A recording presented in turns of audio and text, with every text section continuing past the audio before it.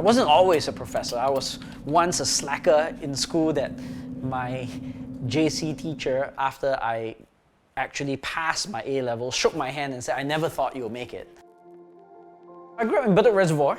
My dad was a musician, sound engineer through his life, so he has always been a little bit counterculture. He asked me, "Why do you want to be a politician?" He said, "Do you have what it takes?" I thought that the idea of being engaged in public policy was something that was interesting. He was like, politics can be dirty, you're not dirty enough. But Singaporeans, I think, appreciate someone that has a willing heart to serve the people.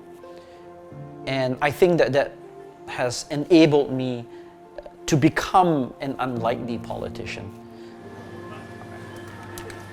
I'll just get 4, just in case. I'm interested in policy. I worked in international institutions dealing professionally with policy. So it was very natural for me to ask whether that was something that I could bring back home. Much of my focus in terms of speeches and advocacy in Parliament would be on education and educational policy, because I genuinely believe that that's the future.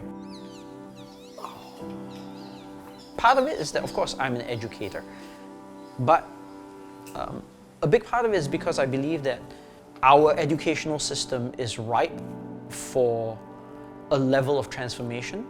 The advances that have happened in artificial intelligence will leave us behind if all we care about is things that have to involve rote memorization or following some kind of designated recipe, because that's what computers do.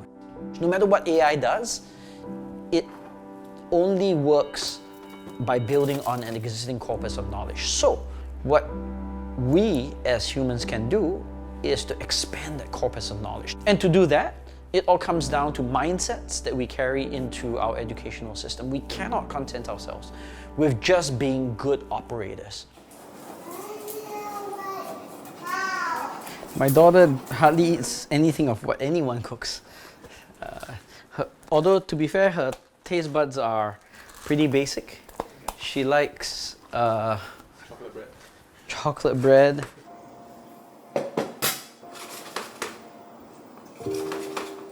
We are now nudging and pushing at the boundaries.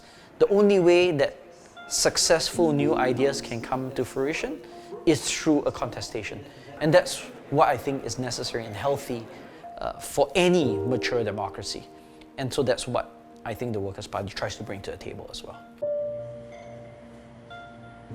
I think that Singapore will become a kind of mature democracy that we see something like Japan, where the LDP routinely wins elections and forms the ruling party, but there is always a stable opposition that is there. They are not castigated. There's no stigma of being in the opposition. They are considered just as loyal. They just have a different point of view. They're not part of the government, but they contribute in their own way to legislative decision making and positive policy making in the country. And I think that we can have that kind of stable, mature democracy in Singapore. And that's my hope. Unlike a restaurant, grilled fish never looks as good at home. Although cooking shows make it seem like it's possible. This one a bit burnt. My dad, if I had done my very best, then he would have been proud of me. For him, that's what mattered. I think he would say now that as long as I've done my best, making sure that